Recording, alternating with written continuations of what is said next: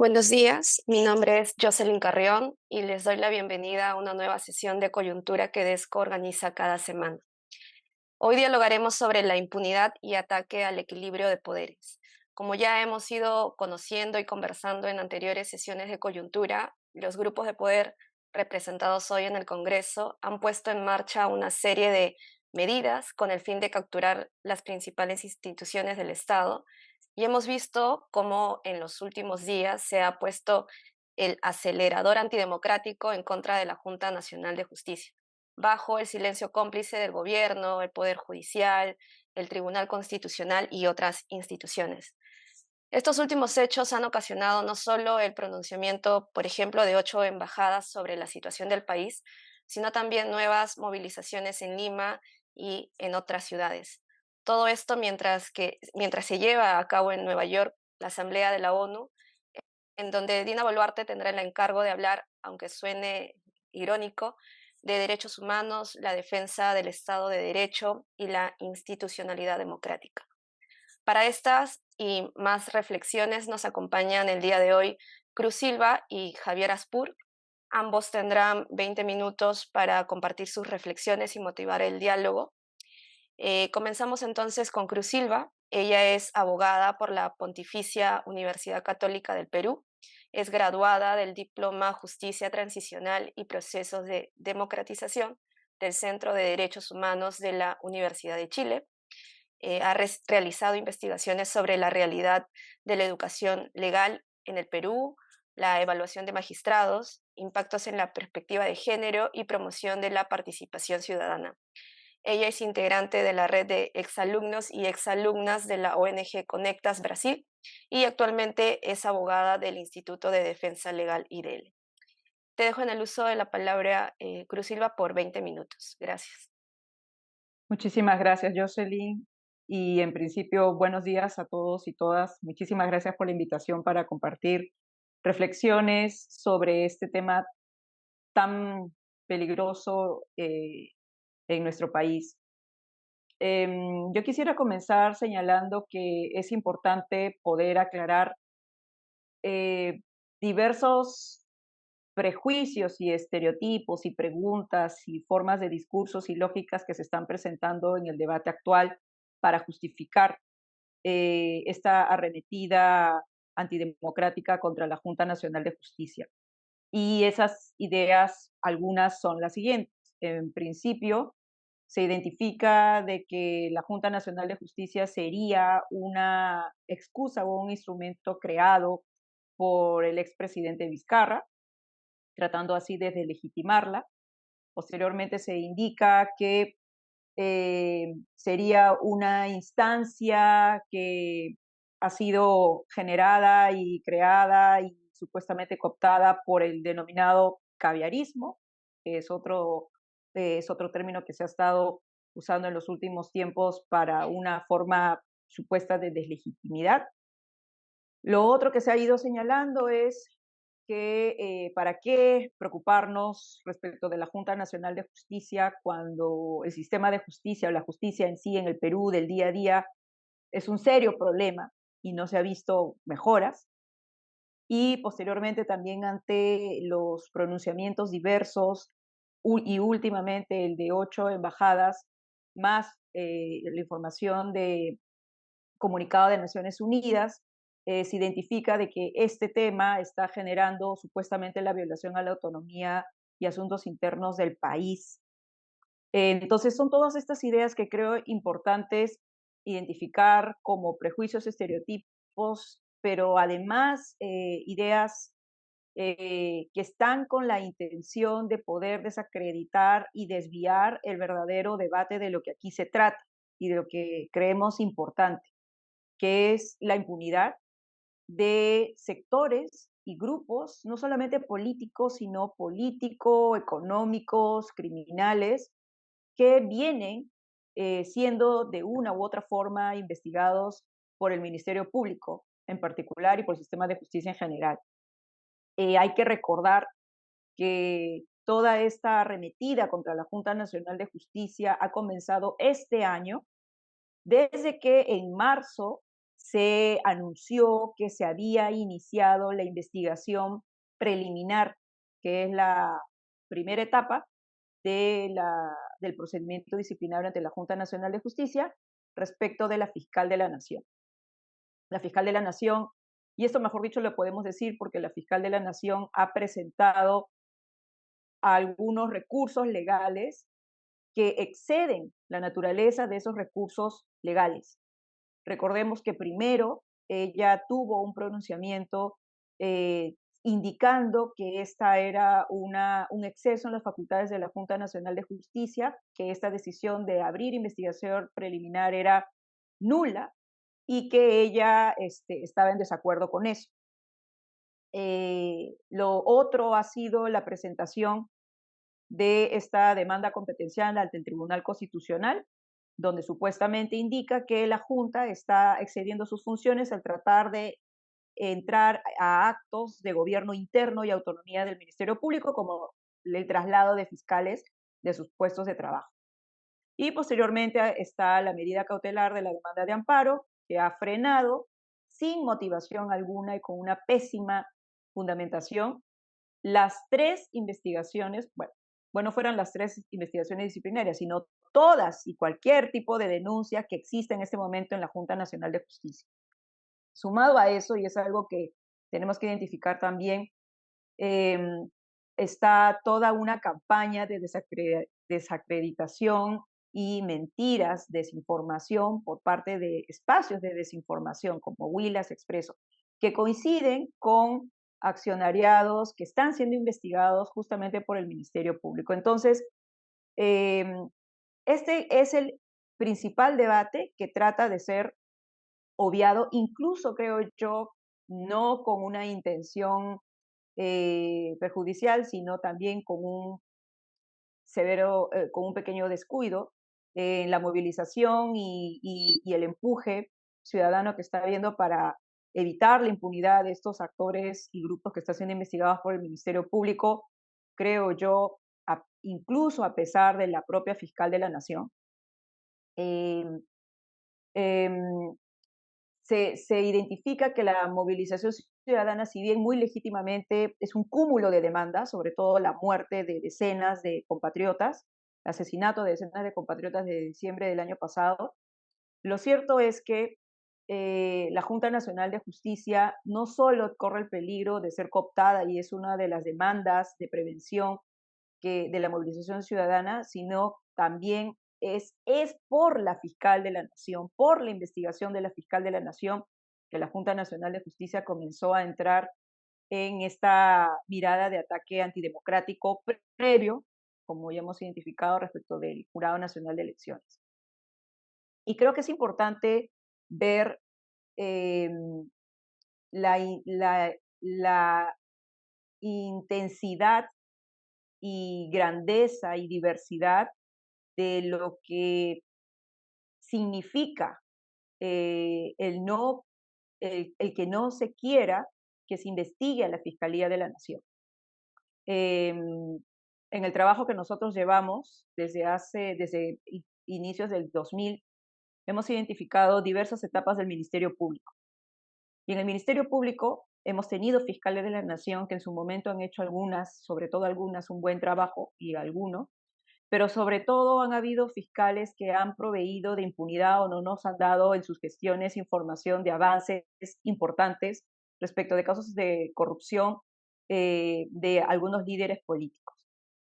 Hemos tenido en los últimos años fiscalías de la Nación como la de Gladys Echaíz, hoy parlamentaria, que impulsa al lado de Chirinos esta arremetida contra la Junta, y hemos tenido fiscales de la Nación como José Peláez Bardales, eh, reconocido por diversos medios de comunicación como un fiscal de la Nación con el que nada se hizo de forma relevante respecto de los presuntos actos de corrupción del gobierno aprista.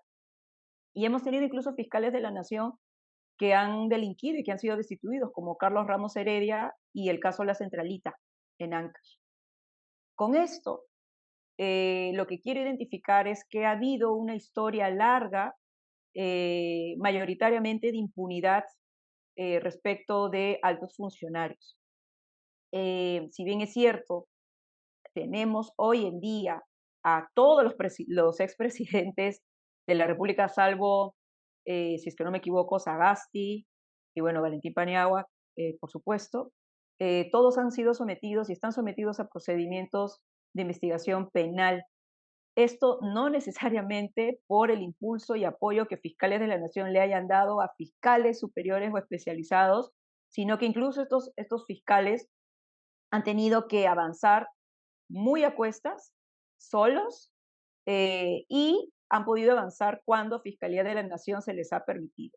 Recordemos que el florecimiento, por así decir, del caso Lavallato, que ha agarrado a todos los expresidentes este, en materia de corrupción, ha sido sobre todo bajo las Fiscalías de la Nación de Pablo Sánchez Velarde y de, en su momento, Soraya Ábalos, en un inicio.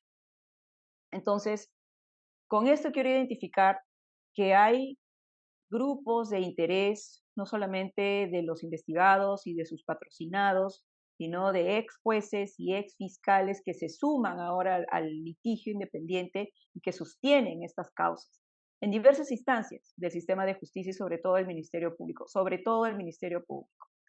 Y el Ministerio Público, por supuesto, no es que cuando sale un fiscal de la Nación, todas las personas que estuvieron cercanas a él este, salen también con él. Hay grupos que permanecen y lamentablemente la dinámica que ha significado una nueva Fiscalía de la Nación ha hecho que se formen grupos de lealtades respecto de fiscales de la Nación, justamente porque ha habido una regla histórica, entre otras, que ha permitido estos grupos que no han favorecido a la independencia interna de del Ministerio Público. Y la regla es que cada vez que entra un fiscal de la nación, entre 500 o 600 fiscales son cambiados de sus cargos, porque se ha entendido que el fiscal de la nación puede remover cuando quiera y como desee, y si es que le parece, no motivadamente, a fiscales de sus puestos, sea que eso signifique retraso en las investigaciones o incluso hasta impunidad en los casos de corrupción. Entonces, hablo de estas dinámicas internas del Ministerio Público porque es algo que ha venido pasando desde hace muchísimo tiempo y que evidencia lo que en este momento en parte está aconteciendo. Una lucha interna de grupos de fiscales cercanos a exfiscales y algunos intereses político-partidarios, y no se puede identificar de otra forma porque justamente esto está coincidiendo con intereses de algunas personas investigadas.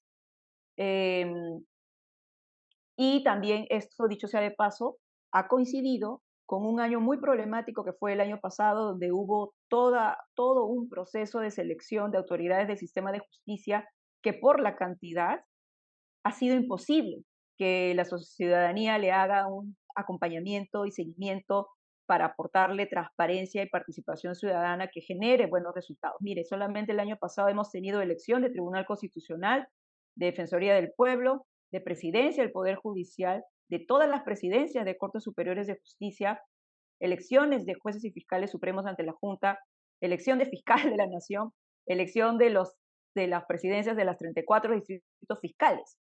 Todo ha sido el año pasado, absolutamente todo. Y eso ha sido espacio de aprovechamiento justamente de estos procesos de selección opacos, no meritocráticos, y donde hay muchas dinámicas incluso ilegales. Yo recuerdo que a finales, por ejemplo, del año pasado, para el procedimiento de selección de presidencia de la Corte Superior de Justicia de Lima, hubo la denuncia, y eso se dijo en IDL Radio, de que ex jueces estarían llamando a jueces en actividad para que votaran por la que finalmente resultó ser la elegida como presidente de la Corte Superior de Justicia. Un perfil que en comparación con las otras personas que competían tenía mayores cuestionamientos. La actual presidenta de la Corte Superior de Justicia está, dicho sea de paso, vinculada a un grupo de cercanía con César Inostroza Pariachi. Entonces, entre otras cosas, ¿no? Con esto quiero identificar que existe una realidad en el sistema de justicia de grupos de poder, de ex jueces, de ex fiscales cercanos a empresarios, a políticos, em, que han continuado con esta dinámica y creo que esto es parte del problema central. Si comenzamos a indagar, por ejemplo, en la historia de la carrera fiscal de la doctora Patricia Benavides, vamos a ver que estas dinámicas cuestionadas de cómo avanzar en la carrera fiscal encuentran un ejemplo en la carrera de la fiscal de la Nación actual. Jocelyn, no sé, ¿tú crees que me podrías avisar cuando me falten un par de minutos, por favor, para terminar? Gracias. Em, la fiscal de la Nación, por ejemplo, se le cuestiona mucho cómo es que ella, habiendo postulado a una plaza que no es de Lima, termina siendo titular de una plaza en Lima. Se le cuestiona mucho también la justificación para ello. Se le cuestiona cómo es que ella prácticamente es la única nombrada en un despacho a nivel supremo que la hizo permanecer de cerca, si quiera o no, junto a la gestión de diversos fiscales de la nación. Eh, y se ha cuestionado también, por supuesto, cómo es que ella ha terminado postulando y alcanzando el cargo de fiscal supremo. Esto, por cierto, es también parte de la responsabilidad de la Junta Nacional de Justicia el año pasado. Em, entonces, no, en esa perspectiva, con esas dinámicas históricas, sabiendo quién es quién en Fiscalía de la Nación, y dicho sea de paso, hoy se ha impuesto y ha regresado el manto de silenciamiento y de temor, creo yo, dentro de los operadores de justicia fiscales, eh, identificado con espacios de otras fiscalías de la nación, ya mencionadas, hace que lo que ha hecho la actual fiscal de la nación no sea una sorpresa, sin que eso signifique que no indique.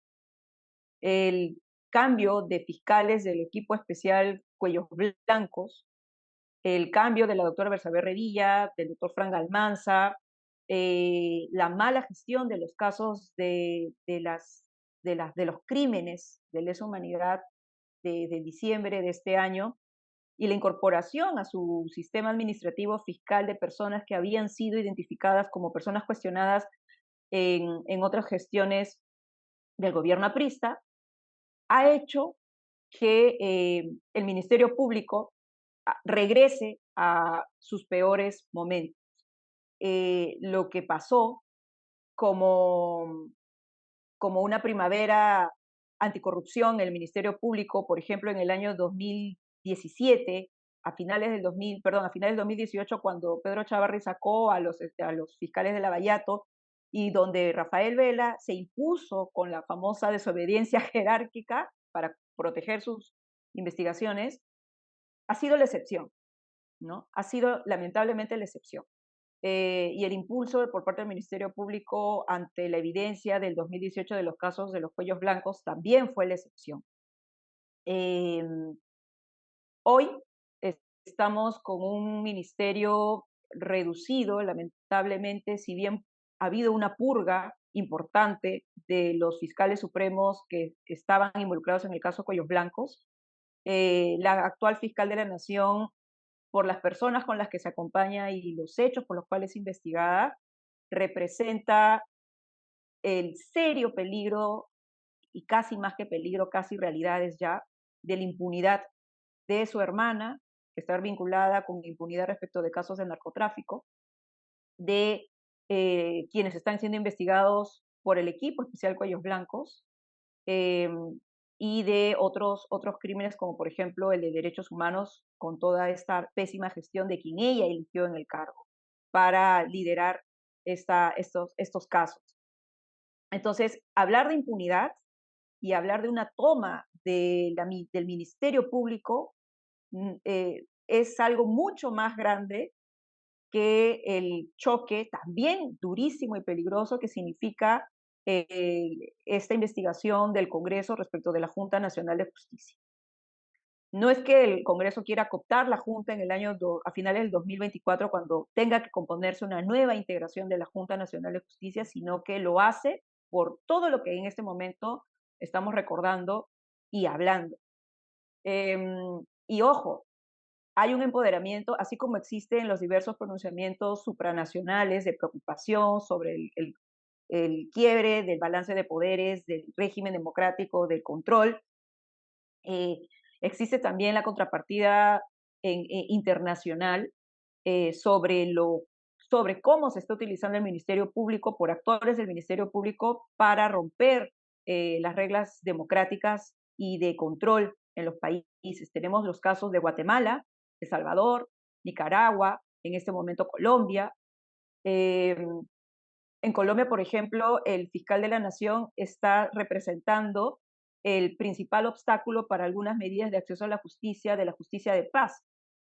Y en Guatemala, la fiscal de la Nación, que dicho sea de paso, firmó un comunicado a favor, con otros fiscales de la Nación, a favor de la fiscal de la Nación de Perú, está investigando ilegalmente y arbitrariamente al movimiento Semilla, que ha ganado en elecciones limpias, de acuerdo a observadores internacionales, el siguiente periodo de presidencia. Entonces, los ministerios públicos en la región, y dicho sea de paso también México, están siendo visiblemente y de forma coincidente en esta época herramientas de los grupos de poder, ya sea para promover la impunidad o para impedir incluso los procesos democráticos de elección política y de gobierno en los países.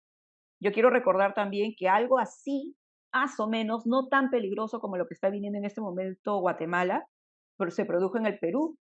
Nadie aquí niega y al contrario se aplaudió que se investigara al dedillo a Pedro Castillo y que se creara un equipo especial de lucha contra las violaciones en el poder, la corrupción en el poder.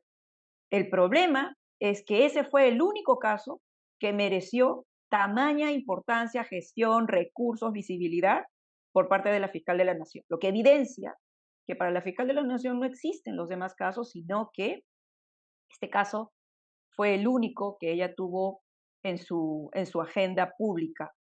Si vemos conferencias de prensa, apariciones en medios, bueno, el caso de Pedro Castillo y el caso propio de ella en su defensa frente a la Junta Nacional de Justicia, ¿no? Por eso no es coincidente, y no sé si de repente ya para ir cerrando, eh, no sé, no es nada coincidente que cuando las investigaciones en la Junta, demoradas, lentas, que tiene también su explicación, comenzaron a avanzar en marzo con la apertura de investigación preliminar. Y hace 3 semanas, cuando IDL Reporteros informó que ya había un informe que apuntaba a que se siga en la segunda etapa definitiva del procedimiento disciplinario, es que se, se comienza a concretar el mecanismo más eficiente para el Parlamento para sacar a la Junta, que es la remoción. Ya antes habían presentado denuncias constitucionales con los mismos argumentos de la remoción de ahora y ya antes habían pretendido a través de proyectos de ley a meter manos sobre estas materias, ¿no? La edad de Inestello, el tiempo de elección o de funciones de los integrantes de la Junta, entre otros. Entonces yo quería contar un poco de estas dinámicas fiscales, lo que está detrás, lo que está en juego, porque es más que el enfrentamiento del Congreso y la Junta Nacional de Justicia, es muchísimo, muchísimo más. Gracias, José. Gracias, Cruz Silva. Sin duda, hay esta primera entrada que nos has señalado ahora, nos evidencia que hay un entramado, por decirlo de alguna forma, siniestro, muchos intereses detrás de lo que se está haciendo ahora, se está promoviendo en el Congreso, ¿no? Para complementar esta primera entrada, como decía, doy ahora la palabra a Javier Aspur. Él es Sí, experto en temas. Sí, permíteme un momento que te presente. Javier Aspur es experto en temas de descentralización y participación, es vicepresidente de la Asociación Ararigua y ha sido secretario técnico de la Asamblea Nacional de Gobiernos Regionales. Actualmente es presidente del Grupo Propuesta Ciudadana. Ahora sí, Javier, adelante. Muchas gracias.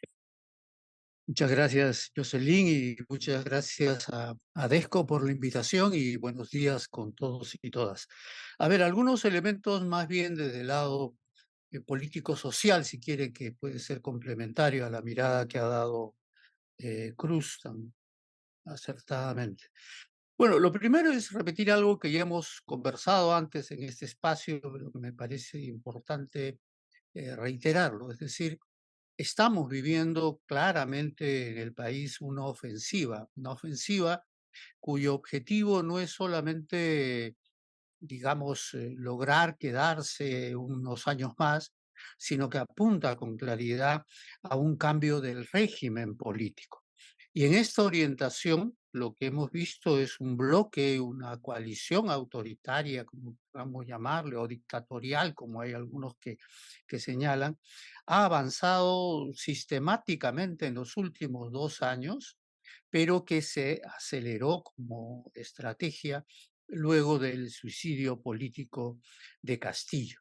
Esta estrategia tiene como centro articulador el Congreso, pero es claro que desde ahí ya están controlando casi todas las instituciones.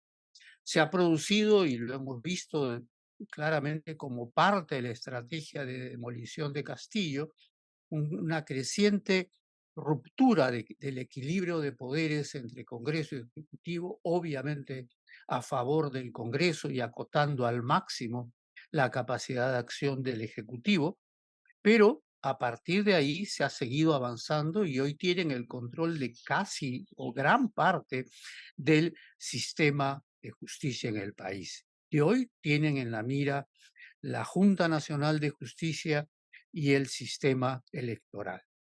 El único movimiento, el movimiento de resistencia que se produjo entre diciembre y enero ha sido una de las movilizaciones más importantes e intensas de las últimas décadas, pero que no logró los cambios que se proponía o que demandaba en el sistema político peruano.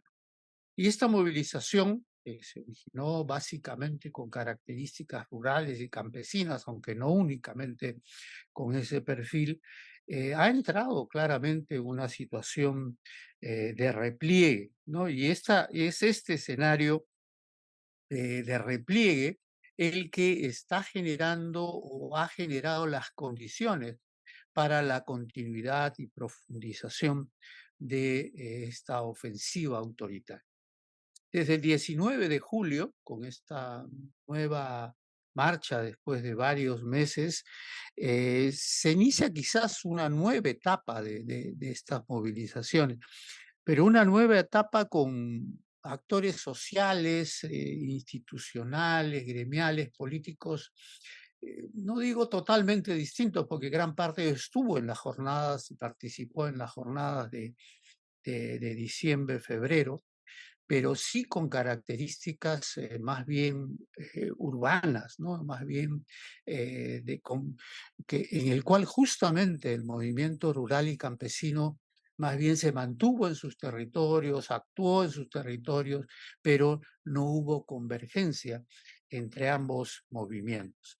Y es allí donde creo que está uno de los grandes problemas que enfrenta la movilización ciudadana, ¿no? Esta fragmentación, la debilidad del tejido social, la ausencia de una agenda clara, definida, que articule el movimiento y obviamente una carencia, por tanto, de una estrategia común, ¿no? Convergen agendas diversas, estrategias diversas que no permiten un mejor posicionamiento, un más claro posicionamiento político, ¿no?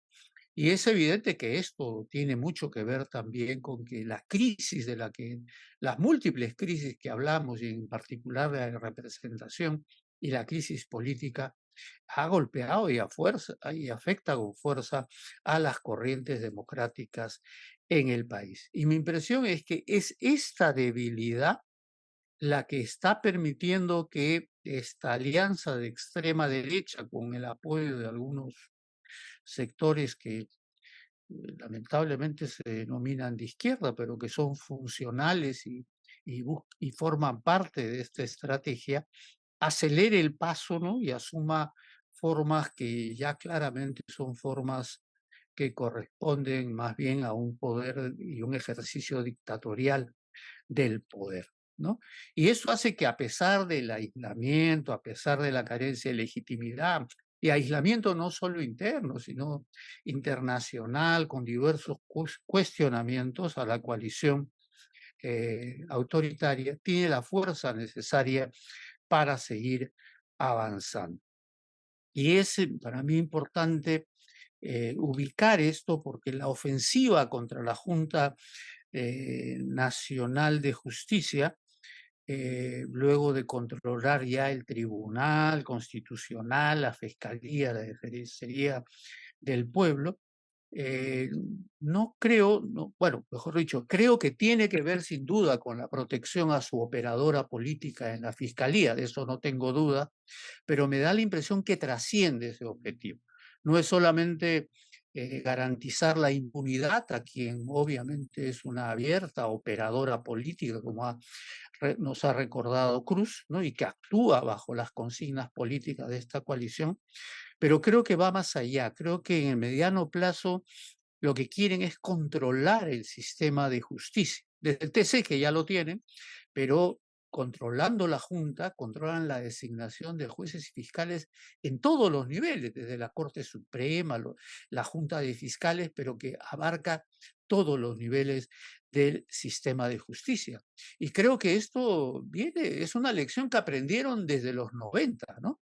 Cuando el fujimontesinismo copó el sistema de justicia como una forma de asegurarse la impunidad y asegurarse también que no hubiera ningún cuestionamiento a su proyecto autoritario, dictatorial. Y creo que esa es la receta que están aplicando y eso es lo que están avanzando, ¿no? Una junta nacional sin autónoma sería una traba a este proceso, porque una junta de fiscales autónomos buscaría evaluar, tomar en consideración los perfiles, las trayectorias de quienes designan. Obviamente, una junta nacional controlada lo que va a hacer es nombrar jueces y fiscales que sean funcionales a esta coalición de poder, que ojo, se mueve en el plano nacional, pero también en el territorial, ¿no es cierto? O sea, ahí hay grupos de poder territorial que también les interesa tener un mecanismo que les permita controlar el sistema de justicia y asegurar su impunidad. Y quizás tan importante como ese objetivo de control del sistema de justicia es también el control de la OMPE y la RENIEC. La Junta Nacional de Justicia es la encargada de evaluar y designar a ambos funcionarios. Y estamos hablando de dos instituciones que tienen una gran relevancia en el control, en la implementación de los procesos electorales. No es cualquier cosa lo que está ahí, más aún cuando tomamos en cuenta que ya tienen una ruta para asaltar también el Jurado Nacional de Elecciones.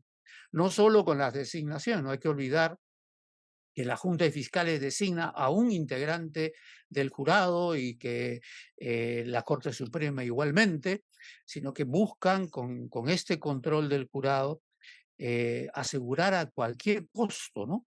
Que el bloque conservador y autoritario no solo llegue al 26, sino su continuidad en el poder. Creo que ahí hay elementos y obviamente, tú lo has esbozado bien, también tiene que ver esto con que muchos de los principales líderes políticos del bloque de la coalición autoritaria necesitan con urgencia un instrumento como la Junta para cambiar, para presionar o incluso sancionar a jueces y fiscales que sienten que son un peligro para sus amarres mafiosos, ¿no es cierto? O sea, eso es también un elemento que hay que tomar en cuenta.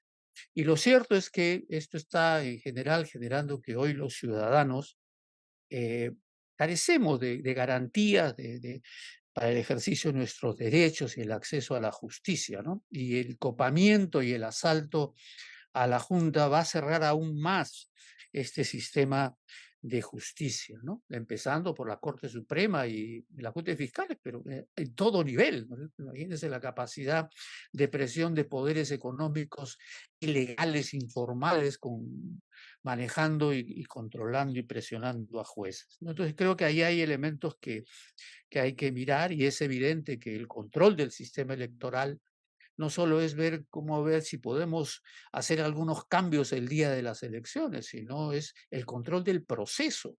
Quién entra, quién sale, a quién sanciono, incluso como vemos en otras realidades de América Latina, la posibilidad de bloquear opciones. Entonces estamos ante la construcción de un nuevo régimen, que este proyecto de régimen no se está haciendo obviamente para Boluarte y Otárola, ¿no? Estas son figuras que son prescindibles en el momento que esta coalición autoritaria decida que ya no nos lo necesita o que ya no necesita a este sector del serronismo, bloque magisterial, y es allí donde pueden ser prescindibles. Su objetivo es imponer su continuidad más allá del 26 y si pueden hacer aquello que no pudieron durante el Fujimorato, que es quedarse por un mucho más largo aliento.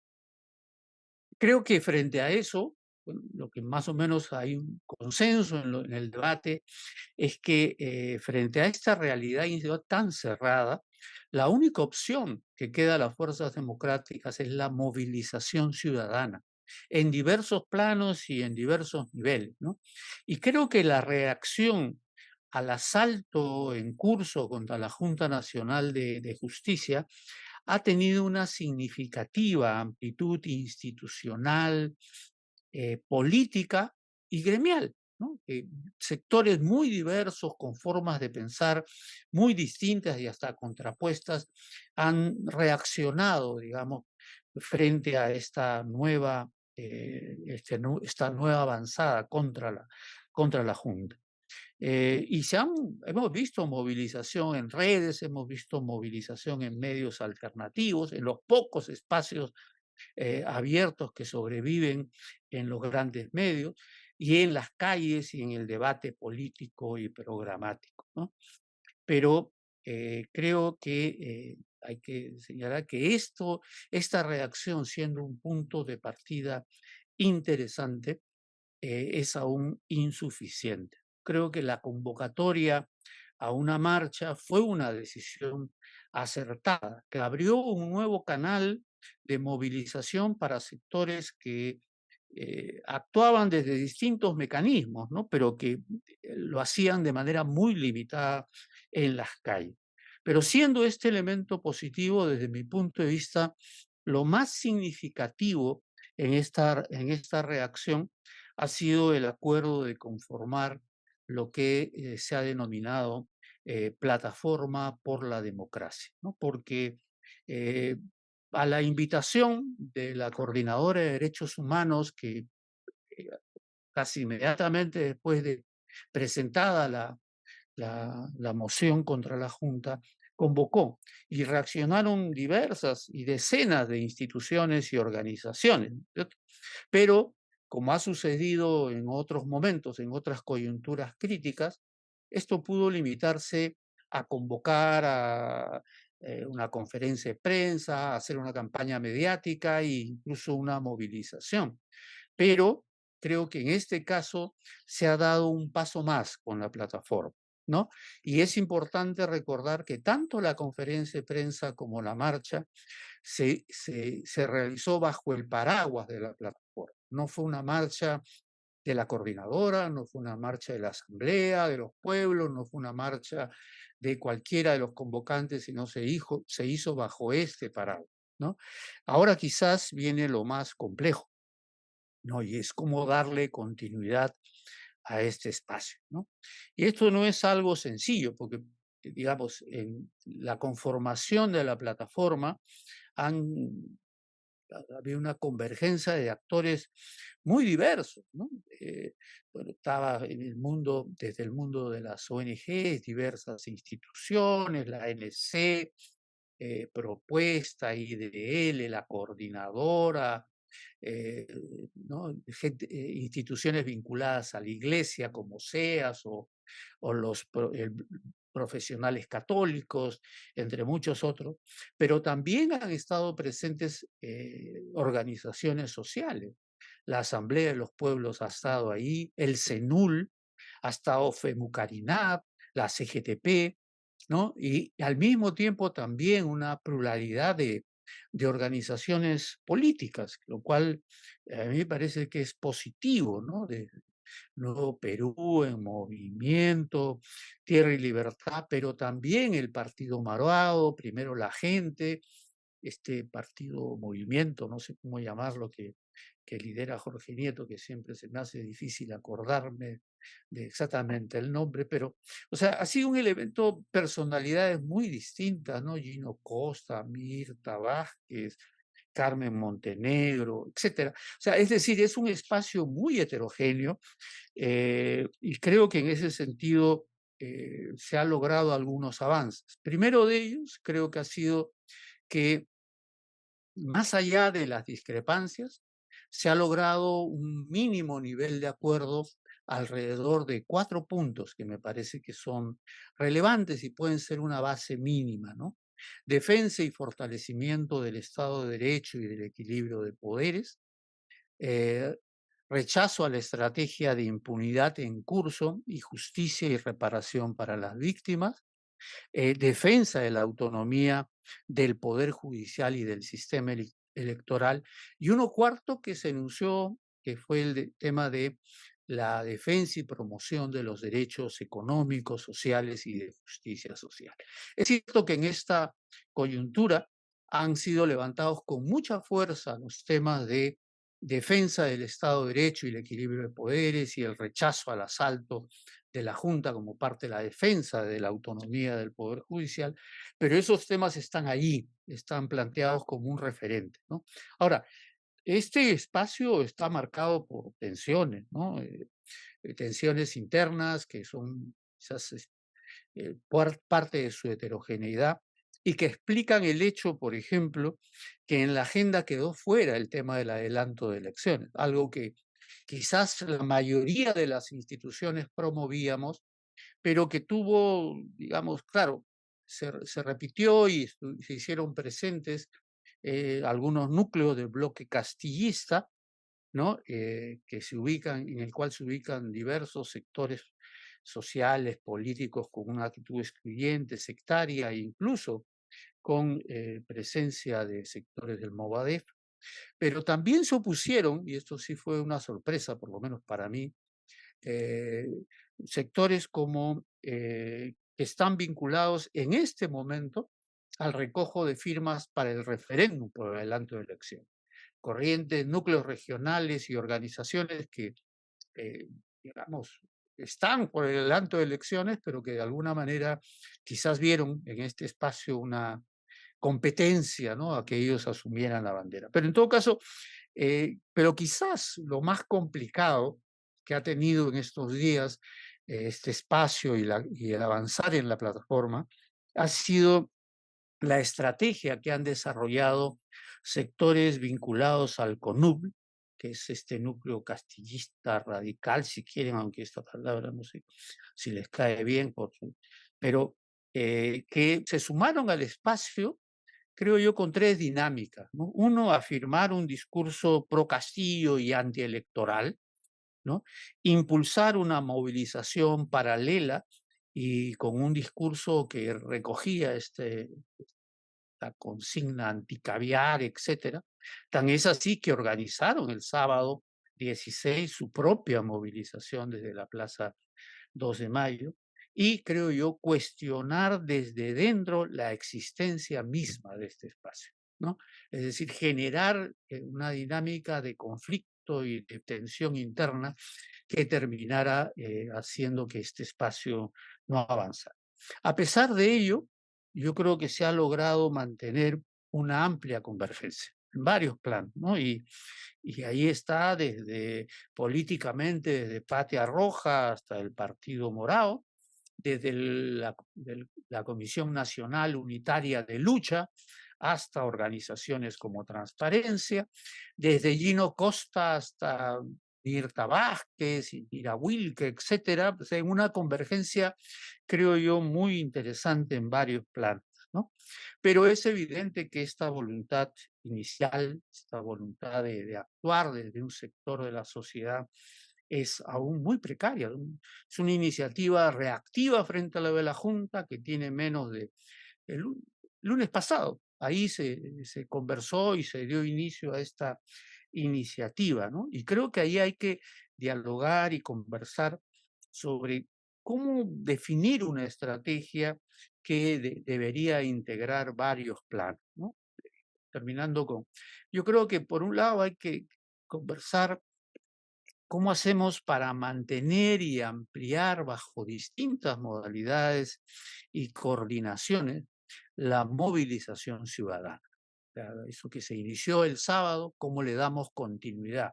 Que no sea, bueno, se hizo la movilización y ya nos vemos para el siguiente mes, sino cómo mantenemos una... No siempre son marchas, habrá que ir pensando nuevas formas.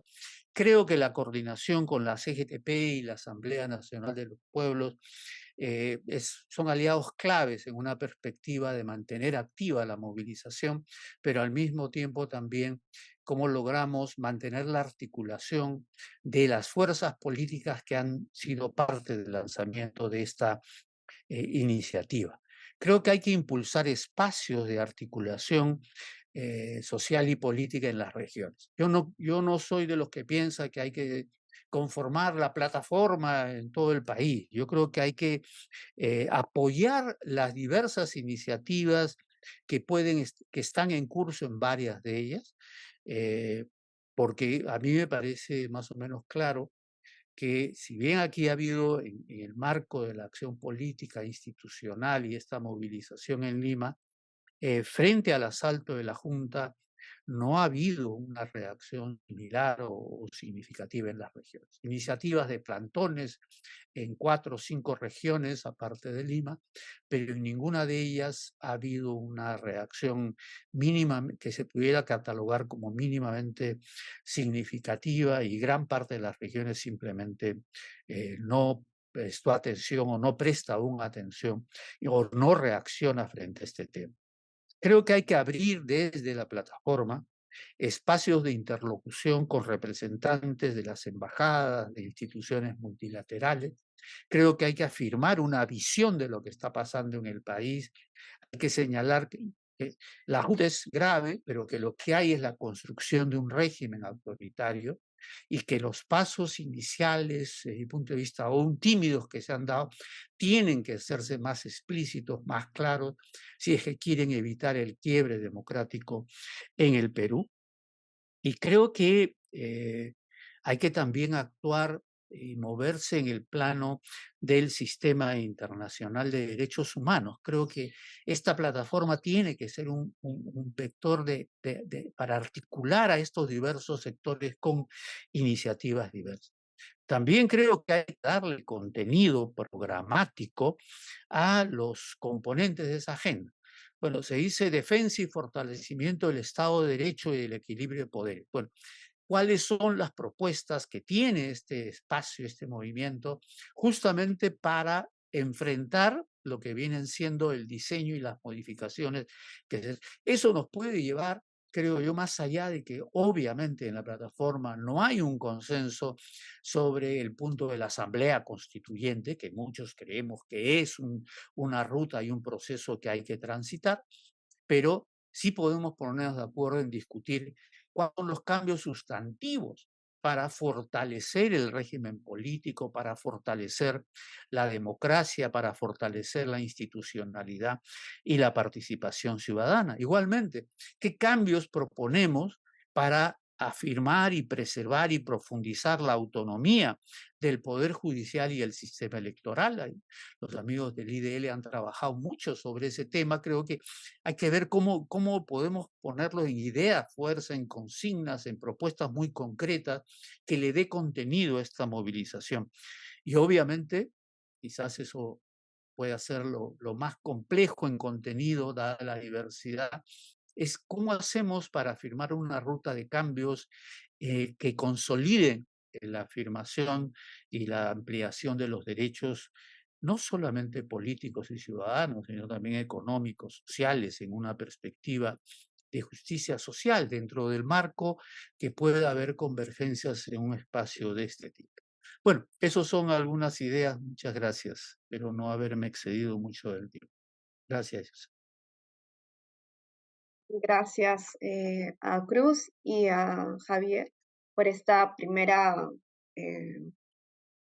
por compartir estas primeras reflexiones. Ha sido, creo que, importante para nosotros y nosotras poder tener el escenario un poco más claro desde el planteamiento de estas dos perspectivas. Y ahora, para seguir ahondando en la reflexión y en el diálogo, vamos a abrir los micros para que los compañeros y las compañeras que nos están acompañando ahora puedan intervenir y plantear sus consultas o algunas observaciones. Tenemos ya algunas primeras palabras. Tenemos a Pilar y adelante, Pilar, por favor. Muy buenos días con todas y todos. ¿Me escuchan? ¿Me Sí, se te escuchan bien? escucha. Sí. Ya, es que la vez pasada no me escuchaban. Ya, primero agradecer a Cruz y también a Javier por la exposición. Tengo una pregunta para Cruz, dos para Javier. La pregunta para Cruz es, en este contexto, ¿crees tú que está en peligro la investigación sobre Odebrecht y Lava Jato? Porque hace tiempo que están hostigando a los dos principales fiscales, Vela y Pérez, que tienen que ver con esto. En cuanto a Javier, eh, no sé si he visto mal, pero me da la impresión que en esta última movilización había una patente ausencia de juventud. Yo recuerdo que en mis épocas mozas, claro, hace más de 50 años, en las movilizaciones, los escalones juveniles eran impresionantes, del San Marcos, la Católica, la Agraria, Ingeniería, etc. Quisiera algunas reflexiones, y tal vez también Cruz, por ser más joven, de por qué hoy hay esta ausencia. Aunque ayer, en una reunión que tenía con gente del sur andino, me decían que están presentes en las redes, y yo le decía, pero no es lo mismo, o sea, para lo que necesitamos hoy es lo necesitamos en las calles. No estaban tan de acuerdo conmigo, pero en fin, siempre hay discrepancias cordiales. Y la segunda es lo que te has referido, Javier, sobre esta presencia de estos castillistas radicales. ¿Qué tanto obstáculo es este sector, ¿no? Con esta insistencia de que Castillo sigue siendo presidente, que Castillo es un preso político, que Castillo hay que liberarlo, hay que reponerlo en el poder, etcétera, que Dina es una usurpadora porque el reglamento del Congreso no se respetó, etcétera, etcétera. ¿Qué tanto toda esta recataíla de argumentos conspira en contra de la posibilidad de lograr una amplia unidad? Gracias. Gracias, Pilar. Adelante, Eduardo. Buenos días a todas y todos. Gracias a Cruz y a Javier por las presentaciones. Tengo un breve comentario y una pregunta para cada uno de ellos. En el caso de Cruz, digamos, la historia del Ministerio Público y del Poder Judicial y las mafias instaladas en ellos es una historia de larga duración.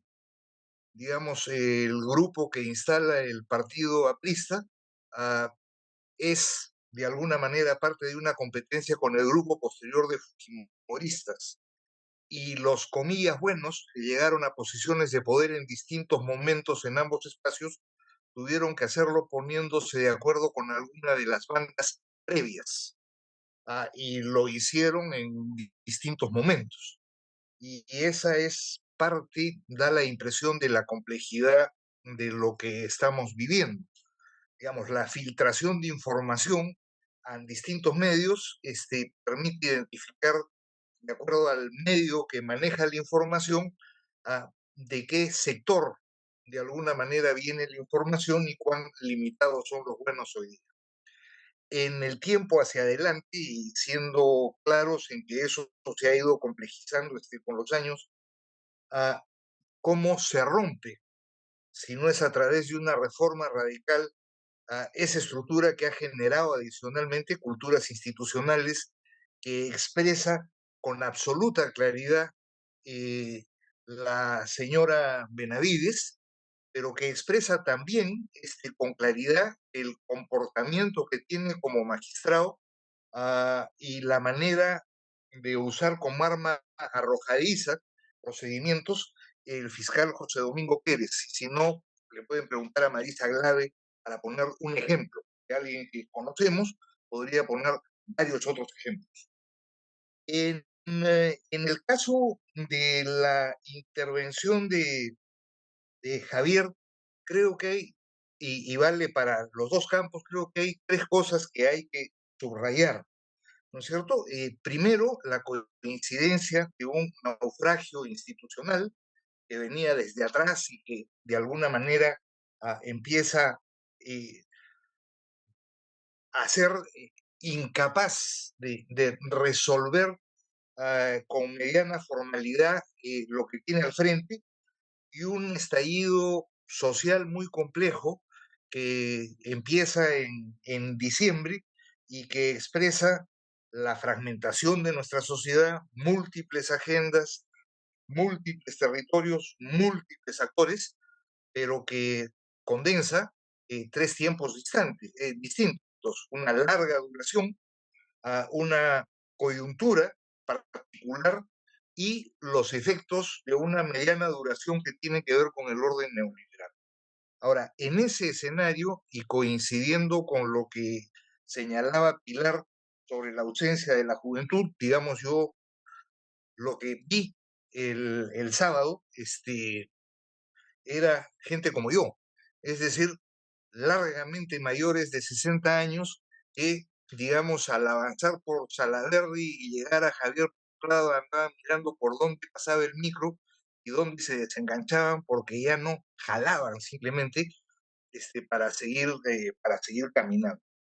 Eso era llamativo, pero creo que hay dos otros elementos sobre los cuales me gustaría conocer la opinión de Javier, que ha adelantado, digamos, varias estrategias con las que sí, ciertamente estaría de acuerdo. Y la primera, dentro del conjunto de actores señalados no aparecen los empresarios. Y me da la impresión que en la pugna, en la disputa abierta, empiezan a haber sectores empresariales obviamente preocupados por sus intereses y la sostenibilidad de su rentabilidad, que empiezan a tomar distancia de este tipo de cuestiones y establecer frentes hacia ellos en la lógica de una plataforma amplia.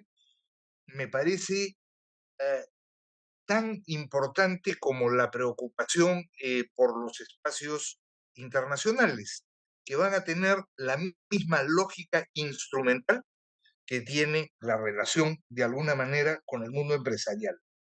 Esa es, digamos, una primera cuestión. Y la segunda cuestión es cómo mirar el mediano plazo, porque hay que buscar que esto se mantenga, pero en el mediano plazo, por no decir en el prácticamente corto, tenemos recesión en marcha, el niño que avanza en medio de la incapacidad del Estado en todos y cada uno de sus niveles, la inseguridad ciudadana y un conjunto de alcaldes y gobernadores regionales desesperados porque salgan las Fuerzas Armadas a la calle y el gobierno ya aceptando que las Fuerzas Armadas vayan a la calle, y indicios clarísimos de la misma corrupción del pasado.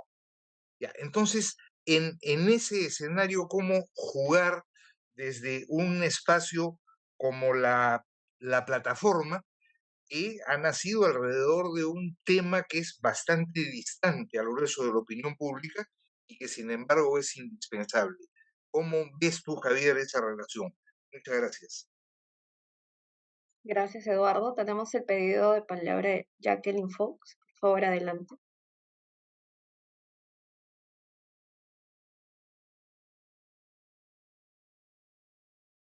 Jacqueline.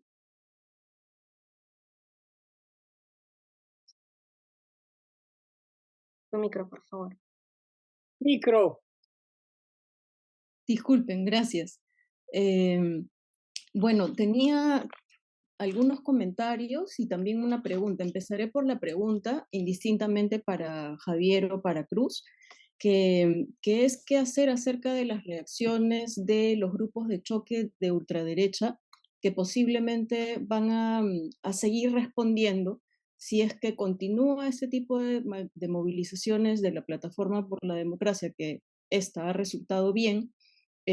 Hoy día anuncian los de estos grupos de choque que van a estar en la coordinadora y después en APRODE.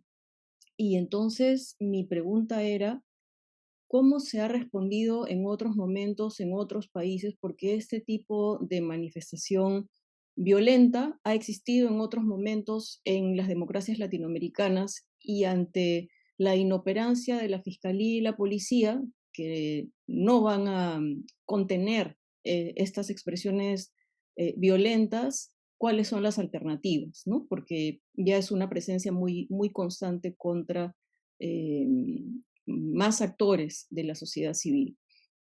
Y acerca de quería hacer un comentario sobre lo aludido de la participación juvenil en la marcha del sábado. Y yo he estado en la marcha el sábado y si bien no había una participación mayoritaria juvenil, sí había jóvenes y la marcha ha sido muy larga, por decirlo de alguna manera, no solamente en horas, ¿no? Porque han sido casi 4 horas, sino que ha sido larga en la tira que conformaba la marcha. Y entonces si es que las personas no iban desde la cabecera hasta atrás y se quedaban solamente en la zona por donde estaban caminando, posiblemente no podían notar que sí había jóvenes. Yo he escuchado ese mismo comentario a medida que iba transitando por la marcha de personas de mi edad o mayores como Eduardo Bayón, que decían, pero no hay jóvenes. Y yo iba caminando y veía jóvenes, veía jóvenes. Es más, había algunos grupos en particular que están integrados por jóvenes, como las empolleradas, ¿no? Las jóvenes que salen a hacer performances relacionadas con las víctimas de esterilización forzada, el bloque de artistas contra la dictadura, o los músicos, y entonces sí, aparte de estos que son núcleos un poco más reconocibles en todas las marchas de meses anteriores y ahora, había también jóvenes, aunque no pertenecieran a organizaciones o núcleos, o aunque no estuvieran por bloques como los bloques universitarios de meses pasados. Y también quería añadir acerca de qué tipo de involucramiento tienen los jóvenes, porque esa noche hubo un joven arbitrariamente detenido que es brigadista, y los que alertaron sobre ello eran jóvenes, no eran mayores, ¿no? Los que convocaron a un plantón para exigir que lo saquen a ese joven de la comisaría de Cotabambas eran jóvenes. Los que se quedaron hasta la madrugada esperando si llegaba un abogado eran jóvenes. Los que le llevaron el desayuno al día siguiente a la División de Asuntos Sociales en el RIMA eran jóvenes. Los que están circulando fotografías de la manifestación eran jóvenes, ¿no? Los que estaban en las redes compartiendo información. Entonces, me parece que es bien importante no tener como referencia noviembre del 2020, cuando había decenas de miles de jóvenes en las calles en todo el Perú, porque estamos viviendo otro proceso, otra época y otro escenario. Y entonces posiblemente es un momento para ir comprendiendo qué cosa está pasando, pero también reconocer la cantidad de jóvenes que han sido arbitrariamente detenidos en meses pasados, y también comprender por qué las otras decenas de miles de jóvenes que estuvieron en las calles en noviembre de 2020, esta vez no se pliegan por X motivos, pero sí tener presente que es una situación muy distinta en términos políticos, en términos económicos y sociales la que estamos viviendo, como para no hacer el paralelo automático, ¿no? No necesariamente las reacciones de los ciudadanos son las mismas si las situaciones son diferentes. Gracias. Gracias, Jacqueline. Sí, justamente quienes fueron asesinados en las protestas últimas han sido jóvenes, ¿no? Y algunos de ellos también menores de edad. Teníamos por ahí el pedido de palabra, la mano levantada de Beto, pero no sé si va a Sí, intervenir. Beto, sí, voy a adelante. intervenir. Ya. Sí, yo quisiera, buenos días y muchas gracias por las presentaciones, ¿no? Yo quisiera tomar el hilo que ha planteado Bayón en la,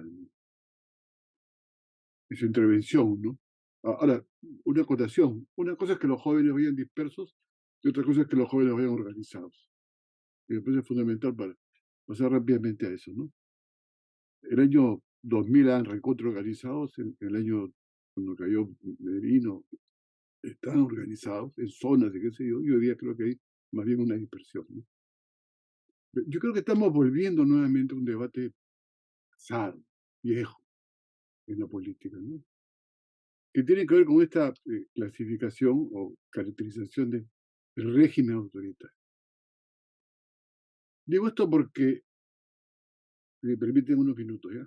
Simultáneamente con el tema de la Junta Federal de Justicia, estaba planteado el tema del petróleo, y que es un tema sumamente importante si uno piensa en los precios de la gasolina y el problema del consumo de las poblaciones, en especial de las inflaciones y qué sé yo, cuando hay un permanente lobby, el comercio, gestión, correo, carátulas inmensas diciendo el Estado no puede ser empresario, ¿no es cierto? No voy a explayar, les recomiendo que lean el artículo de Campo Único publicado el viernes pasado sobre el tema, que me parece fundamental discutirlo. Este tema que es tan importante como el petróleo, que impacta sobre la economía nacional y sobre todo popular, no está en la plataforma.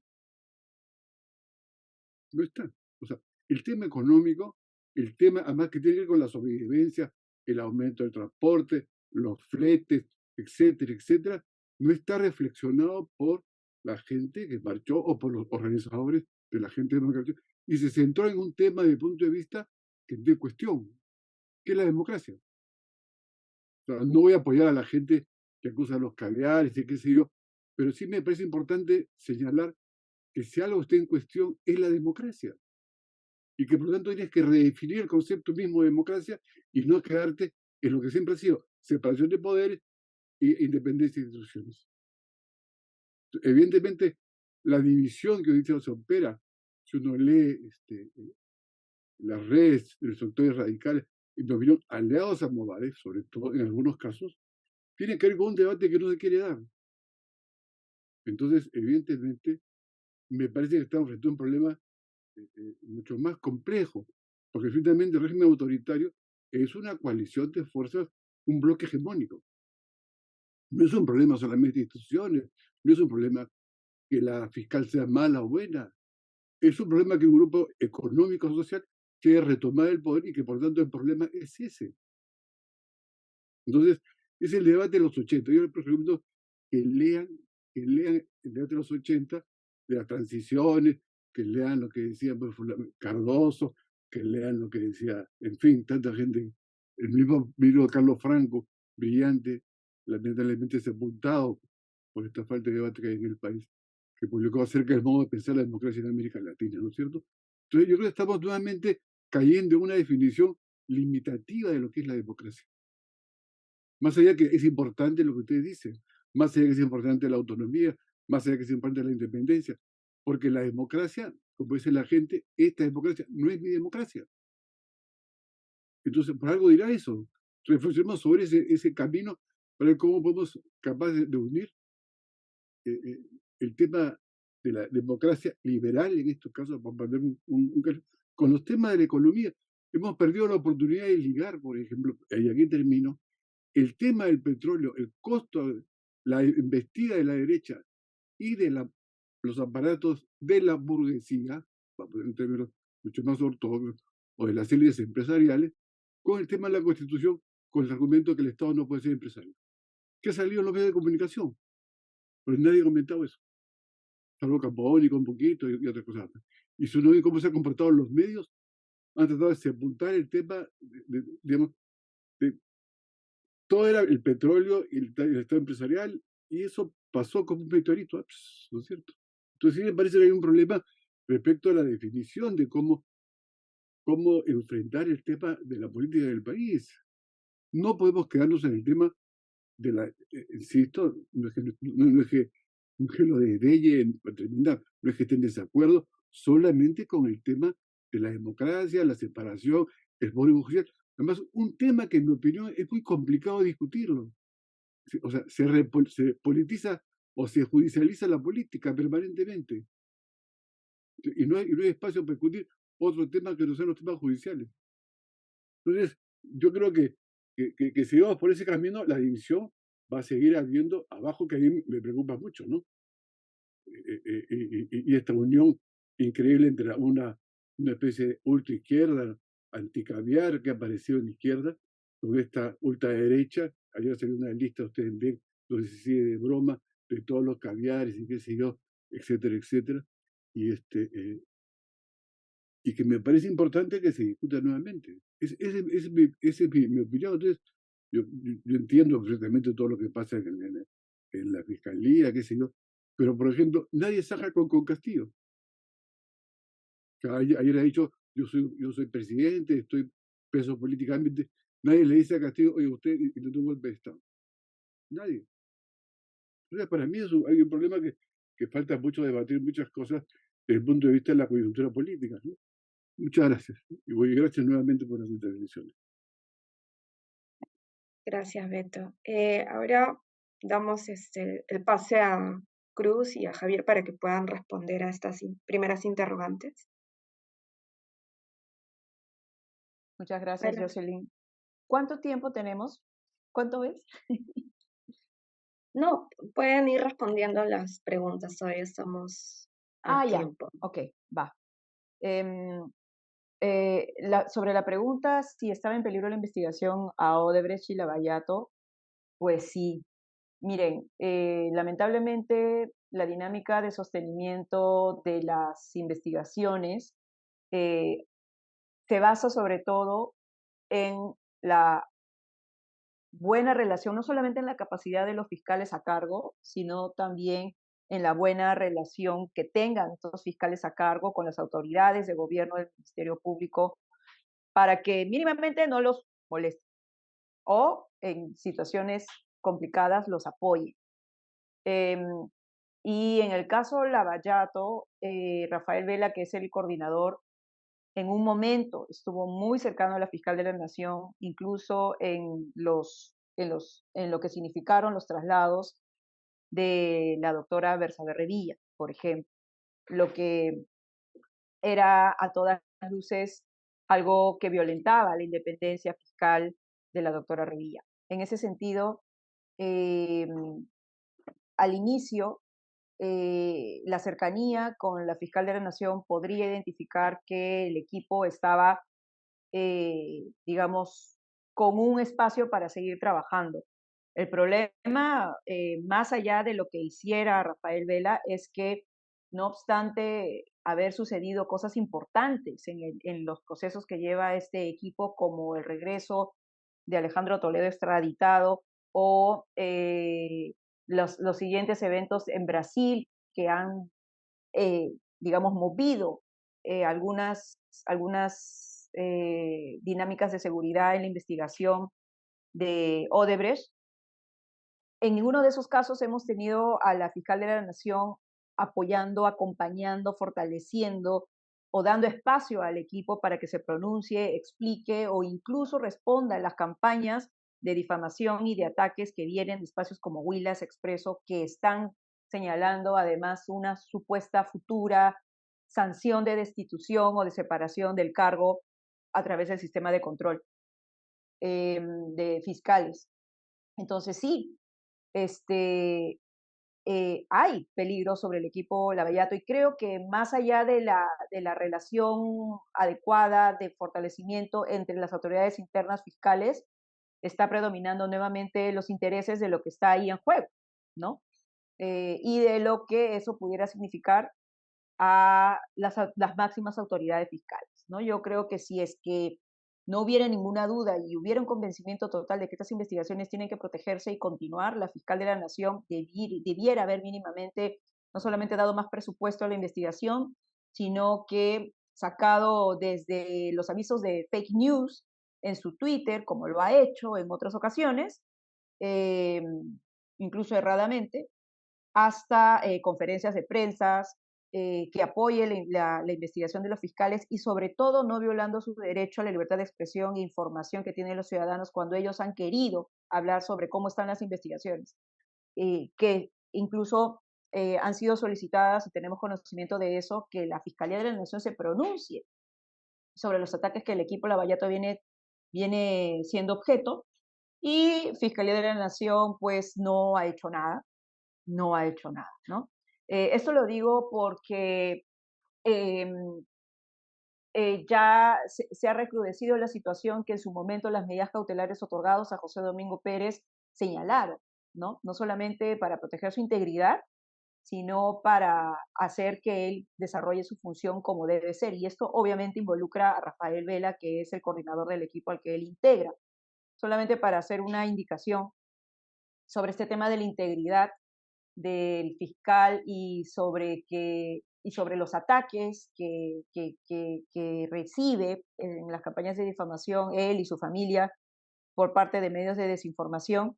El IDL junto con CEGIL venimos siendo pues las instituciones que lo acompañamos en la implementación de estas medidas cautelares que tienen serios problemas por parte de la ejecución por parte del Estado. Entonces sí, el equipo creo yo que corre peligro, al menos en los casos que han sido trascendentes, ¿no?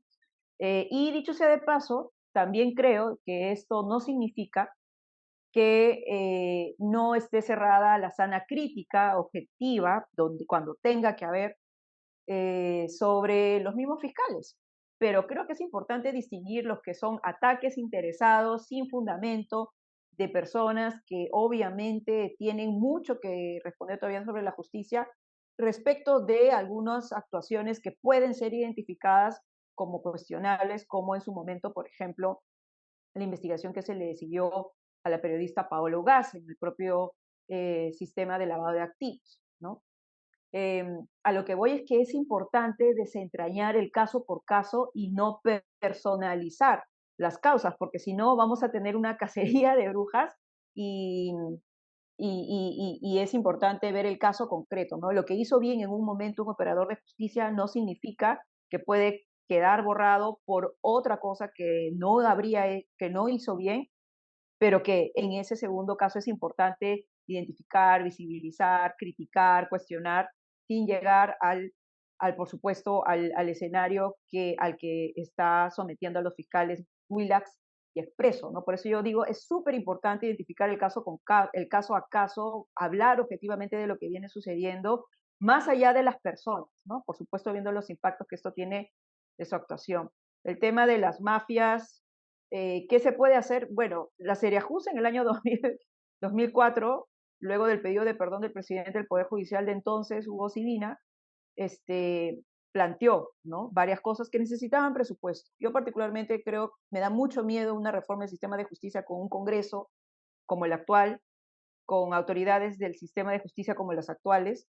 Creo que nuevamente el tema de cualquier reforma va a tener que ser sostenida desde los pocos espacios honestos dentro de las instituciones, la movilización de la sociedad civil y el seguimiento del espacio internacional, ¿no? Creo que eso es y dicho sea de paso, focalizar la reforma en las personas. Hemos pasado por Consejo Nacional de Magistratura, Junta Nacional de Justicia, y más allá de los cambios, antes el Consejo con representantes de sociedad civil, ahora sí representantes de sociedad civil, todos, salvo los de universidades, pero finalmente los de la Junta todos son abogados, por ejemplo. Creo que hay que identificar el perfil real de una persona honesta que entre más allá del sistema en el que, también, no solamente el sistema en el que se produce esto, ¿no? Creo que eso es clave y eso no se ha visto, ¿no? La verdad que no se ha visto. Sobre los grupos de ultraderecha que señalaba Jackie, se están agotando casi todos los documentos o las vías jurídicas, sobre todo cuando ni el Congreso respeta, ni la policía respeta, ni, por supuesto, estos grupos violentistas respetan. Yo creo que hay que comenzar a hablar las cosas por su nombre, más allá de grupos violentistas que hacen lo que quieren, son grupos financiados por partidos políticos que tienen matiz fascista. Respecto de la democracia en el Perú, ¿no? De la forma de vivir en el Perú, creo que es importante poder poner en campo y al ciudadano de a pie cómo es que esto les afecta o les va a afectar de algún modo directo, pero ya de modo indirecto en su día a día. El precio de las cosas, de las medicinas, tener que tener un amigo dentro del sistema de justicia. Y creo también que todavía hay algunas medidas jurídicas. Yo particularmente creo que ha llegado el momento de pedir directamente restricciones de acercamiento de estos grupos violentistas muy identificados a espacios de sociedad civil, activista de defensa de derechos humanos, y creo que también tienen que presentarse las medidas cautelares y las denuncias por omisión de función penales respecto de la policía, ¿no? Que son, dicho sea de paso, materia de las medidas cautelares, no solo que se le ha otorgado a José Domingo Pérez, sino también a Gustavo Gorriti, como periodista, como tantos otros que han sido, que vienen siendo atacados por estos grupos, ¿no? Entonces, creo que el sentido común de cómo es que esto impacta en todos los ciudadanos y otras acciones que todavía quedan por hacer, ¿no? Creo que hay que insistir por allí. En su momento hubo el arresto ciudadano, dicho sea de paso, es una figura muy controversial, creo que no está vigente, pero creo que sería importante poder identificar algunas otras medidas que puedan salir más allá de lo que ya uno pretende hacer, no solamente llamar a la policía y que no hagan nada y vean lo que hacen estos grupos. Eso sería por mi parte. Y solamente algo sumar, creo que es importante promover el pronunciamiento y la actuación de operadores de justicia probos. FUSDEN lo ha venido haciendo, pero hay mucho temor, creo yo, por parte dentro del sistema de justicia. Creo que es importante motivar la actuación de esos bolsones todavía democráticos. Los hay, pero penden también de un hilo. Creo que la fuerza que tuvo en su momento Lavallato para que no muera fue el enfrentamiento de Pérez con Chávarri, de Vela con Chávarri, pero ellos lo lograron hacer porque estuvieron apoyados por la sociedad. Eso en este momento, si son retirados por la fiscal de la Nación o por el sistema de control arbitrario, a mi parecer, de fiscales, si no están acompañados por la sociedad civil, esas autoridades van a hacer lo que quieran con estos fiscales que están avanzando a contracorriente con las investigaciones grandes de corrupción, ¿no? Entonces, eso también lo quería señalar. Gracias, Cruz. Adelante, Javier, por favor. Sí, gracias, Jocelyn. Bueno, a ver algunos de los temas, ¿no? Uno primero sobre el tema de la participación de los jóvenes. Efectivamente ha habido jóvenes en la movilización, quizás cumpliendo roles diversos, ¿no? Pequeños núcleos de algunas de las universidades. Yo vi de San Marcos y de la Católica, no vi grupos organizados de otras y no eran grupos masivos, pero sí estuvieron actuando en la movilización de diversas formas. Por ejemplo, el tema de asegurar un mínimo de orden en el avance de la marcha, los que bloqueaban calles para que no hubiera interferencia, los que estaban atentos a que preparados para algún hecho de represión que no se dieron. Los que estaban en diversas actividades culturales eran fundamentalmente jóvenes, ¿no? Hombres, mujeres, jóvenes. Entonces, el problema ahí, creo yo, tiene mucho que ver con, bueno, primero, un número claramente insuficiente en términos de lo que podía significar una reacción desde el movimiento juvenil, estudiantil, pero también tiene que ver con la profunda debilidad organizativa. Yo no sé si lo mencioné en mi intervención, pero en la reunión, en la plataforma, estuvieron representantes de una Federación de Estudiantes Universitarios del Perú, ¿no? Que están en la lógica de reconstruir alguna forma de articulación del movimiento estudiantil, pero es más o menos evidente que no tienen un nivel de articulación y de organización que tiene que ver con la propia debilidad en las universidades, ¿no? Hoy día la FUNS o la CUNY tienen muy poca capacidad de articulación, digamos, ¿no? Ya no digamos mirándolo en perspectiva de más largo aliento, sino también de otros momentos que ha habido reacción. En todo caso, ahí hay un problema organizativo serio y que tiene mucho que ver con esta crisis o este distanciamiento, esta pérdida de legitimidad, no solo de los políticos, sino de la política como actividad, ¿no? Que los jóvenes en general miran con recelo e incluso rechazan en su gran mayoría. Lo segundo es el tema del castillismo.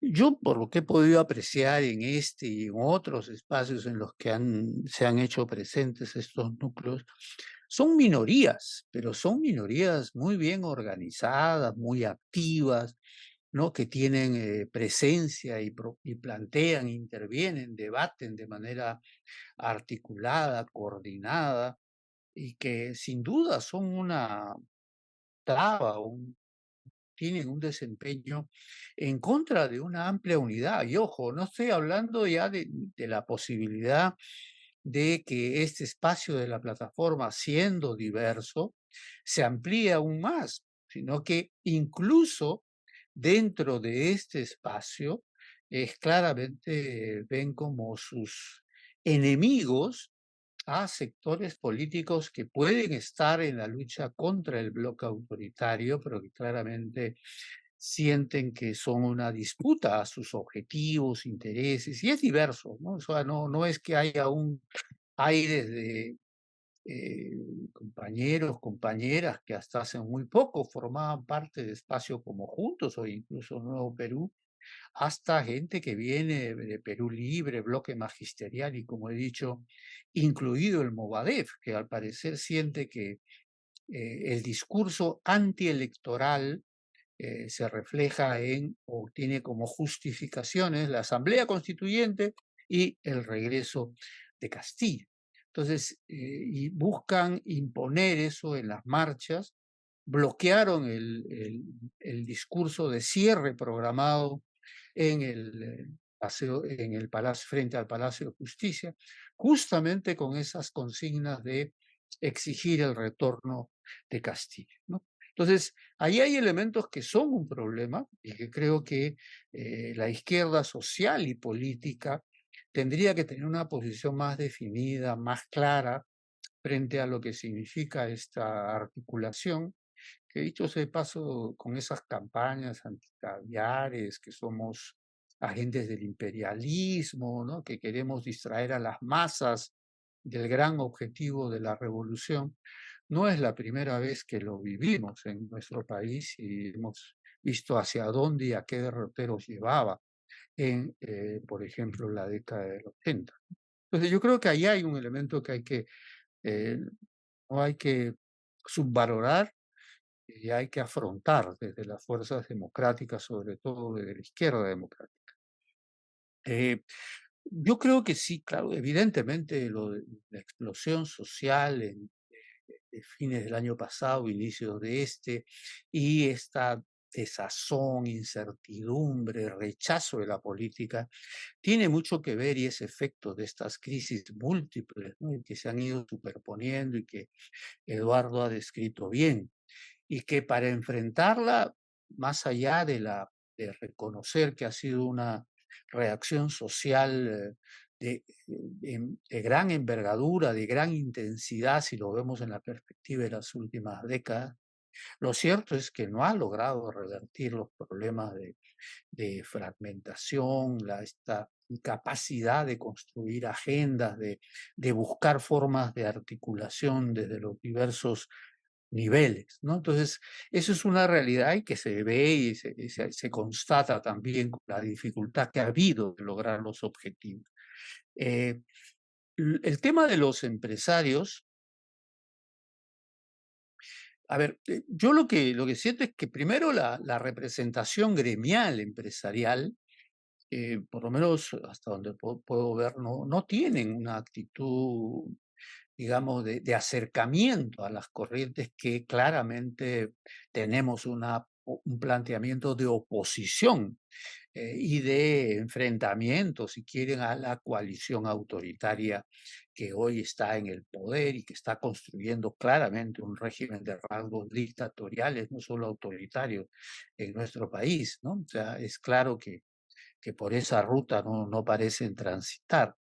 Y, digamos, algunas fundaciones e instituciones que están vinculadas con el mundo empresarial, se pronuncian, están, pero veo muy complicado, por lo menos desde el punto de vista de que puedan aceptar ser parte de una articulación que tenga la amplitud, la diversidad y la heterogeneidad que tiene este espacio. Pero en fin, yo sí creo que hay que hacer los esfuerzos, de repente, no para que sean parte de la plataforma, pero sí para impulsar iniciativas concretas, puntuales, que permitan también canalizar su preocupación sobre un escenario de incertidumbre que afecta las inversiones, que afecta la economía y también sectores del empresariado que pueden estar convencidos que el autoritarismo no es la mejor ruta para asegurar la estabilidad en el largo plazo,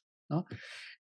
Ahora, ¿cómo mirar el espacio de la plataforma más allá de esta coyuntura? Yo creo que tanto Eduardo como Beto han puesto los temas, es decir, este espacio no puede centrarse única y exclusivamente en la defensa de la Junta Nacional de Justicia o solo en el tema de la institucionalidad.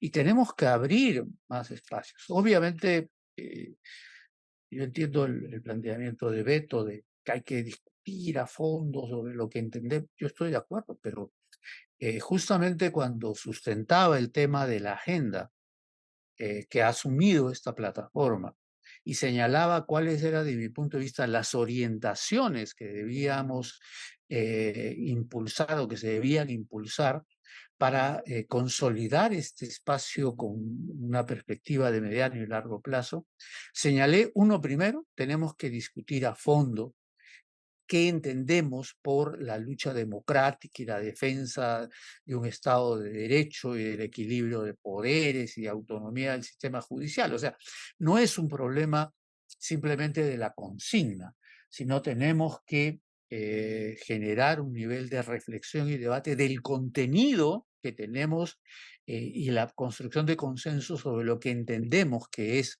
esta apuesta democrática del espacio de la coalición. Pero obviamente pedirle a la plataforma que tiene menos de una semana que ya tenga respuesta sobre eso no va. Y es lógico que las banderas y las consignas que fueron parte y marcaron la imagen de esta iniciativa han sido las que estaban marcando la coyuntura, ¿no? Y creo que ahí hay un proceso de desarrollo. Y también está la otra dimensión. Yo comparto la crítica, ¿no? De que, oye, bueno, pero no se ha tocado los temas de la crisis económica, de Petro. Yo estoy de acuerdo, pero nuevamente en mi intervención señalé que un punto de agenda o un punto que se ha acordado como parte de la agenda es la de responder justamente al fortalecimiento y la profundización de los derechos económicos, sociales, no solo políticos, ciudadanos. Entonces, ¿cómo le damos contenido a eso? ¿No es cierto? Porque la plataforma en una semana no tiene respuesta, obviamente, ni tiene planteamiento sobre eso, ni siquiera ha entrado en la discusión sobre eso. Pero es un elemento, tenemos que darle ese contenido, sí, si queremos empatar.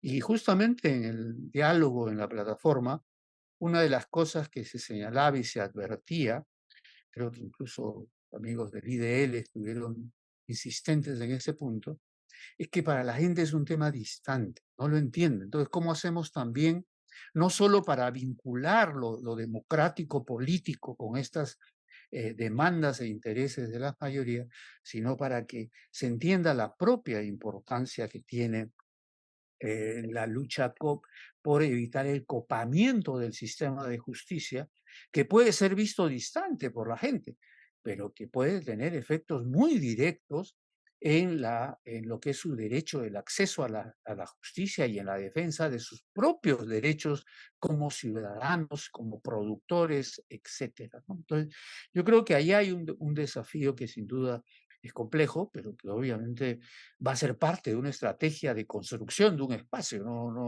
Estas cosas no están resueltas ni creo que ni en el mundo de la política, ni en el mundo de las ONG, ni en el mundo de la academia. Entonces, pedirle como que ya lo resuelva un espacio que tiene una semana me parece muy realista. Es parte de un proceso de construcción y es ahí donde debemos ubicar.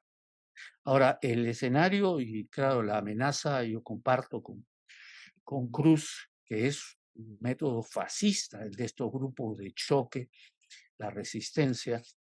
Es claro, yo sinceramente ya el mensaje que da el Estado en general es que no va a mover un dedo en defensa de los ciudadanos que son agredidos, de las instituciones que son agredidas por este tipo de bandas, ¿no? Bandas fascistoides que campean. No los he visto en mítines, creo que ahí hay un tema que las habría que evaluar, que van y atacan a locales, etcétera, que tienen las características y no están ni mucho menos dispuestos a enfrentar a organizaciones sociales con capacidad de reacción. Entonces, yo sí creo que hay que, actuando, yo comparto la idea, no basta decir esos grupos violentistas están haciendo esto, hay que poner el reflector en que a qué sectores políticos sirven y representan y que son los que los protegen. Y ahí es esta coalición, la extrema derecha, y hay que insistir en eso. No es la resistencia el problema, son las fuerzas políticas y los grupos económicos que están detrás de esos elementos que los financian, que los apoyan y que garantizan la impunidad. Y creo que bajo determinadas circunstancias y formas, sí, la sociedad civil y los sectores democráticos tienen que pensar en mecanismos de autodefensa frente a esas agresiones. No solamente basta con denunciarlos, sino creo que hay que ver formas de asegurarnos de que no afecten las iniciativas, las campañas, las movilizaciones que desde la sociedad democrática, desde las fuerzas políticas democráticas, avanzan, ¿no? Y quiero cerrar simplemente señalando que a mí me parece que un gran vacío también que hay en la construcción de este espacio es que, como he señalado, hemos visto una diversidad de actores políticos que se han sumado o forman parte de la plataforma. La pregunta o lo que se requiere quizás es que estas organizaciones políticas que van desde Partido Morado y Buen Gobierno, algo así, lo de Nieto, ahora Nación, hasta Patria Roja, Nuevo Perú, etcétera, puedan encontrar también un espacio de coordinación para plantear un rol como fuerzas políticas en el espacio de la plataforma. No pueden ser meros acompañantes, no pueden ser meros convocantes a sus militantes para que marchen, sino tendrían que tener un rol activo y ojalá avanzar en niveles de conversación y coordinación a las cuales para mí, de manera inexplicable, no parecen convocados a hacer, ¿no? Como si el escenario fuera simplemente preparémonos porque en algún momento va a haber elecciones, sin ser plenamente conscientes de la envergadura, de la amenaza que estamos viviendo como sociedad y como sistema político. Gracias, José. Gracias, Javier. Gracias también a Cruz. Sin duda ha sido muy importante la reflexión que hoy día hemos hecho desde estas dos miradas, de un lado más institucional y también sobre la importancia y el rol que debemos tener desde la sociedad civil para hacer frente a esta arremetida antidemocrática. El jueves, si no me equivoco, es la citación justamente a los miembros de la Junta Nacional de Justicia, y creo que vamos a tener todavía más oportunidades para seguir dialogando sobre el tema. No sabemos qué pasará ese día, aunque ya muchos y muchas ya han dado por sentado que la destitución es un hecho. Bueno, me queda agradecerles una vez más y también gracias a quienes nos han acompañado el día de hoy.